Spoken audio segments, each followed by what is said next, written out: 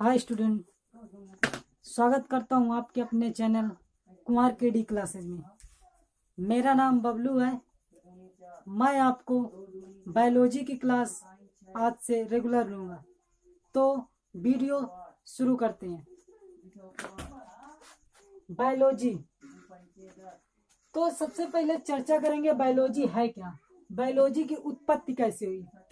तो बायोलॉजी की उत्पत्ति जीव विज्ञान का प्रयोग सर्वप्रथम लैमार्क और ट्रेविनियस ने सन 1801 ईस्वी में दो शब्दों को मिलाकर लिया था।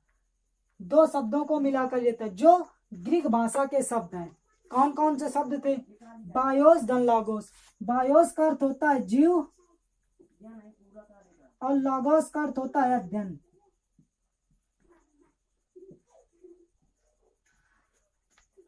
बायोस का अर्थ होता है जीव और लागोस का अर्थ होता है अध्ययन। कहीं कहीं जीवन भी लिखा होता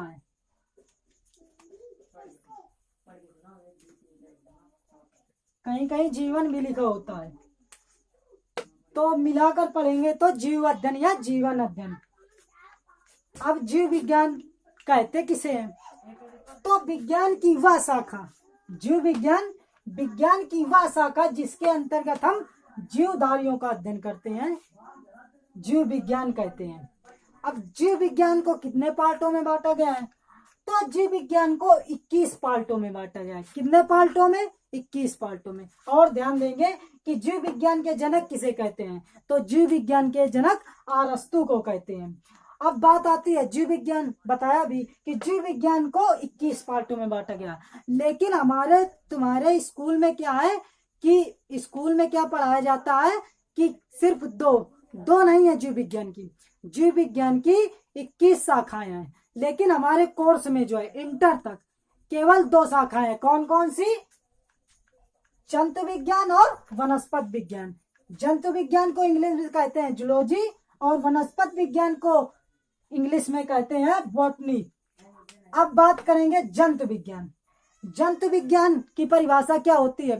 जंतु विज्ञान को भी जिस तरीके से बायोलॉजी को ब्रेक करके लिखा गया है उस तरीके जंतु विज्ञान को भी ब्रेक करके लिखा गया। किस तरीके?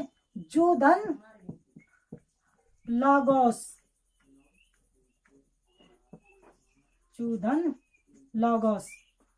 जू का अर्थ होता है जंतु और लागोस का अर्थ होता है अध्ययन, यानी जीव अध्ययन। मिला दिया जाए तो क्या हो जाएगा? जीव अध्ययन। अब इसकी डिफिनीशन क्या कहेंगे? डिफिनीशन क्या है इसकी? जंतु विज्ञान की, यानी जंतु विज्ञान यानी जूलॉजी की जीव विज्ञान की वह शाखा है जिसके अंतर्गत हम जंतुओं का अध्ययन करते हैं, जंतु विज्ञान कहते हैं। अब बात आती है जंतु विज्ञान के जनक कौन है?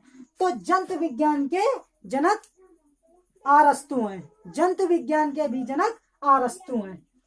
अब बात आती है वनस्पति विज्ञान यानी बॉटनी। वनस्पति विज्ञान जीव विज्ञान की वह शाखा है जिसके अंतर्गत हम पेड़ पौधों का या पादपों का अध्ययन करते हैं। कहीं कहीं पेड़ पौधे, कहीं कहीं पादप लिखा होगा, तो इसका मतलब ये नहीं कि हमने गलत पढ़ाया या आपकी बुक गलत है।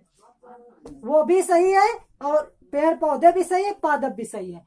तो जीव विज्ञान की वह शाखा है जिसके अंतर्गत आप पेड़ पौधे या पादप का अध्ययन करते हैं, वनस्पति विज्ञान कहते हैं। अभी बात आई, आप सोच रहे होंगे कि सर आपने अभी पिछले में जूलॉजी को ब्रेक करके बताया लेकिन आपने बॉटनी को नहीं बताया। तो इसमें ध्यान देने वाली बात है कि बॉटनी को ब्रेक नहीं किया गया, इसलिए इसको ब्रेक नहीं किया गया, इसलिए हमने आपको नहीं बताया। अब बात आती है कि बॉटनी के जनक कौन है? तो बॉटनी के जनक हैं थियोफेस्टर।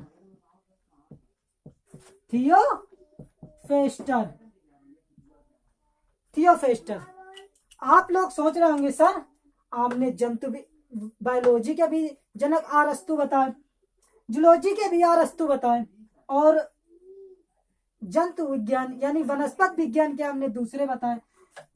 तो यही सही है। कुछ बच्चे यही कहते हैं कि जूलॉजी के अगर वही है तो बॉटनी के भी वही होंगे, लेकिन ऐसा नहीं है, उनके थियोफेस्टर हैं। तो ये आपको पूरा समझ में आ गया। एक बार फिर रिपीट करते हैं कि जीव विज्ञान की उत्पत्ति कैसे हुई। तो विज्ञान, जीव विज्ञान शब्द का प्रयोग सर्वप्रथम लैमार्क और ट्रेविनस नामक वैज्ञानिक ने सन 1801 ईस्वी में, कहीं कहीं 1802 भी लिखा रहता है, जैसे आपके एग्जाम में आ गया 1801, 1801, 1802, 1803 या और क्वेश्चन आ गए ऑप्शन। तो इस समय आप क्या करेंगे, इस समय आप 1802 को टिक करेंगे। अगर 1802 नहीं है तब फिर आप 1801 को करेंगे। यह ध्यान देने वाली बात है। कभी कभी एग्जाम में दोनों ऑप्शन रख देता है, तब आप क्या करेंगे, 1802 को सही करेंगे, 1801 को नहीं करेंगे। ये बात आपको पूरी तरह समझ में आ गई होगी। अब हम बात करेंगे सेल यानी कोशिका। अब हम बात करेंगे सेल यानी कोशिका। कोशिका के बारे में बेसिक से चालू करेंगे। तो कोशिका, कोशिका ये हमने नाम लिखा यानी साइटो। अगर हम जीव विज्ञान में पढ़ेंगे कोशिका को तो साइटो कहेंगे, अगर इंग्लिश नाम कहेंगे तो सेल होता है, लेकिन जब हम जीव विज्ञान में पढ़ेंगे तो साइटो कहेंगे। यानी क्या अध्ययन को क्या कहेंगे, अगर जीव विज्ञान में हम पढ़ेंगे तो साइटो कहेंगे, अगर इंग्लिश नाम की बात करें तो सेल है। नाम क्या हो गया, साइटो, अध्ययन क्या हो गया, साइटोलॉजी। अब बात करते हैं, बहुत से बच्चे कहते हैं कि आपसे हम पूछते हैं कि कोशिका किसे कहते हैं, तो बहुत से बच्चे ये कहते हैं कि किसी भी जीव की या हमारे शरीर का वह छोटा सा अंग, लेकिन ये गलत है। छोटा सा अंग नहीं होता, छोटा सा इकाई, छोटी सी इकाई होती है हमारे किसी भी जीव की, वह छोटी से छोटी इकाई जिससे हमारा शरीर या किसी जीव का शरीर निर्माण होता है, जिसे हम कोशिका कहते हैं। ये बात समझ में आई, आगे आपको समझ में आ जाएगी। अब इसकी बात करें खोज की, खोजकर्ता या जनक की, तो रॉबर्ट हुक है। इन्होंने मरी हुई कोशिका की खोज की थी। किसकी सहायता से, माइक्रोस्कोप की सहायता से माइक्रोस्कोप की सहायता से मरी हुई कोशिका का की अध्ययन किया था, खोज की थी।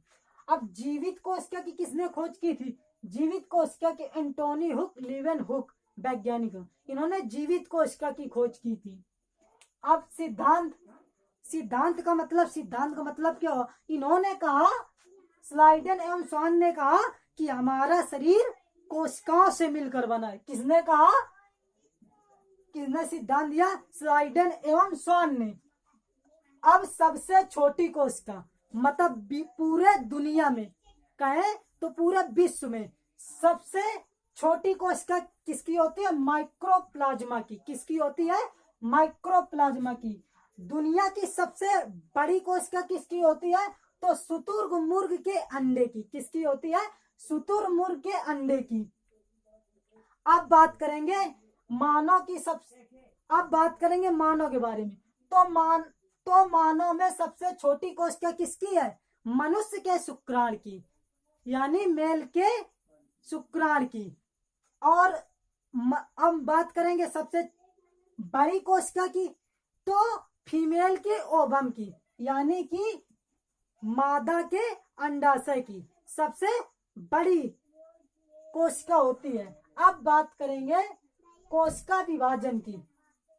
कोशिका विभाजन यानी न्यूरॉन, न्यूरॉन हमारे मस्तिष्क की जो है इसमें विभाजन नहीं होता, हमारे मस्तिष्क में विभाजन नहीं होता।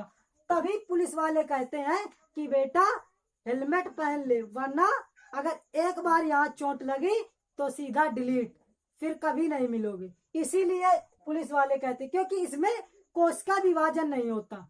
अगर कोशिका विभाजन होता तो हम जल्दी से ठीक हो जाते। अगर इसमें एक बार चोट लग जाती है तो मनुष्य की बचने की बहुत कम क्षमता होती है। अब बात करेंगे मनुष्य में सबसे लंबी, हाँ अब बात करेंगे लंबी और बड़ी की बात करेंगे कि लाल किला बहुत लंबा है और कुतुब मीनार बहुत ऊंचा है। बात समझे, लंबा और ऊंचा में अंतर। कहेंगे लाल किला बहुत बड़ा है और कुतुब मीनार बहुत ऊंचा है। तो बात करेंगे बड़े और छोटे, तो सबसे लंबी किसमें होती है कोशिका? न्यूरॉन में, हमारे दिमाग की जो होती है, दिमाग में होता है न्यूरॉन। इतना समझ में आया। अब बात करेंगे सबसे तेजी कहाँ से कोशिका का विभाजन होता है। तो अब पहले इस विभाजन की बात कर लेते हैं। विभाजन किसे कहते हैं? तो विभाजन उसे कहते हैं जो हमारे शरीर मतलब एक मृत कोशिका 2 भागों में विभाजित हो जाए, यानी ये हमारे कोशिका इस जगह मर जाए, वो 2 पार्टों में विभाजित हो जाए, जिसे कोशिका विभाजन कहते हैं। और सबसे ज्यादा कोशिका विभाजन पता है किस में होता है? सबसे ज्यादा कोशिका विभाजन हमारे लीवर में होता है। सबसे जल्दी टूट फूट रिकवर करता है हमारा लीवर। अब बात करेंगे शरीर की। अब हम बात करेंगे शरीर की। अब बात करेंगे हमारा शरीर कैसे निर्माण होता है। बात करेंगे जिस तरीके किसी घर बनाने में जो जो काम होता है,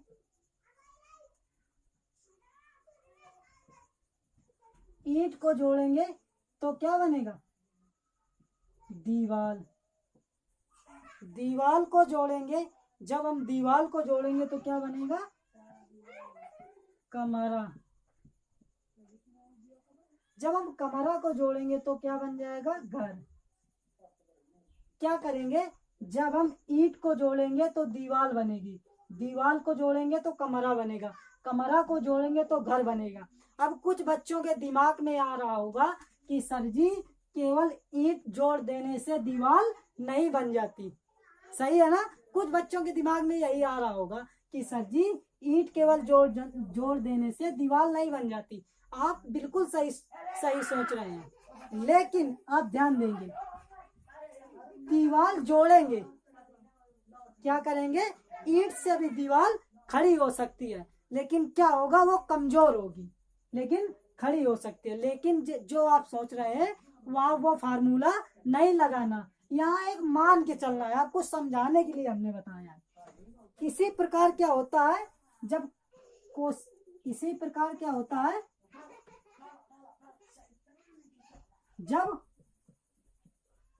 कोशिका जुड़ती हैं तो क्या बनाती हैं?